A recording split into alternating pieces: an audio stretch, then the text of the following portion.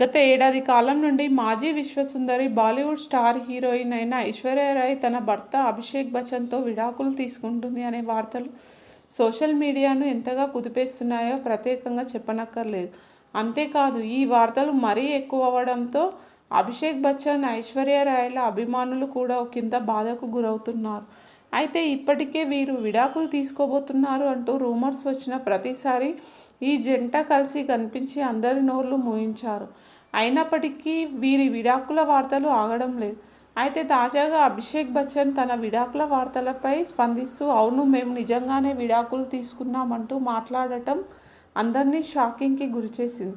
అంతేకాదు విడాకుల గురించి అభిషేక్ బచ్చన్ స్వయంగా క్లారిటీ ఇవ్వడంతో నిజంగానే ఈ జంట విడిపోతున్నారు అంటూ అందరూ భావిస్తున్నారు. అయితే అభిషేక్ బచ్చన్ చెప్పిన ఒక మాట పట్టుకొని అది నిజం అనుకుంటే తప్పులో కాలేసినట్టే.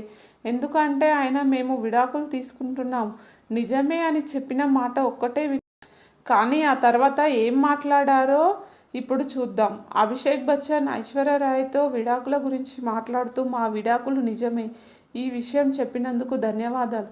మరి ఆ తర్వాత చేసుకోబోయే పెళ్లి గురించి కూడా మీరే చెప్పండి. ఐశ్వర్యకు నా జీవితంలో ఎలా ముందుకు వెళ్ళాలి, ఎలా బతకాలి అనేది పూర్తిగా తెలుసు.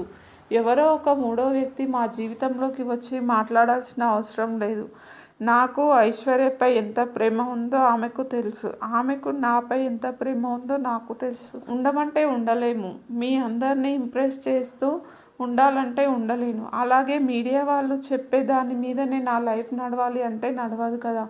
నా పర్సనల్ లైఫ్ నాకు ఉంటుంది. నా పర్సనల్ లైఫ్ ఎలా ఉంటుందో నాకు తెలుసు. మీడియాలో వచ్చే రూమర్స్ అన్నీ నేను పట్టించుకోను. అందుకే విడాకుల రూమర్స్పై ప్రతిసారి స్పందించలేను అంటూ తన విడాకుల వార్తలను ఖండించారు అభిషేక్ బచ్చన్.